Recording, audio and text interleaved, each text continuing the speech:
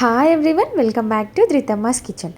Restaurant స్టైల్లో taste వచ్చేలా చాలా ఈజీగా ఇంకా హైజెనిక్గా ఇంట్లోనే క్రిస్పీ కార్న్ని ఇలా ప్రిపేర్ చేసుకోండి.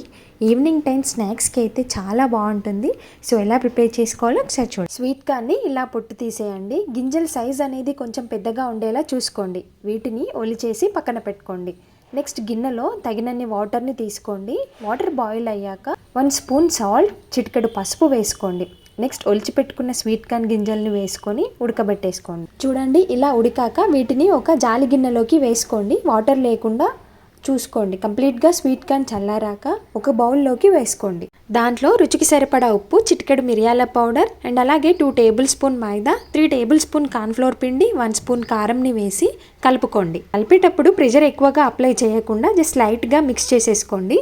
చూడండి, పిండి ఇలా పట్టి ఉంటే సరిపోతుంది. నెక్స్ట్ కొన్ని వాటర్ని చల్లుకొని మళ్ళీ ఒకసారి కలుపుకోండి. మంటని లో ఫ్లేమ్లో పెట్టి ఆయిల్ కొంచెం హీట్ అయ్యాక ప్రిపేర్ చేసుకున్న స్వీట్ కార్న్ని వేసుకోండి. మంటని హై ఫ్లేమ్లో అస్సలు పెట్టకండి. చూడండి, స్వీట్ కార్న్ ఇలా ఫ్రై అయ్యాక ఒక బౌల్లోకి వేసుకోండి. నెక్స్ట్ సేమ్ ప్యాన్లో కొంచెం ఆయిల్ని వేసుకోండి. కట్ చేసిన ఆనియన్స్, పచ్చిమిర్చి వేసి లైట్గా ఫ్రై చేసుకోండి. చూడండి, ఇలా ఫ్రై అయ్యాక క్రిస్పీ కార్న్ని వేసి ఒకసారి కలుపుకోండి.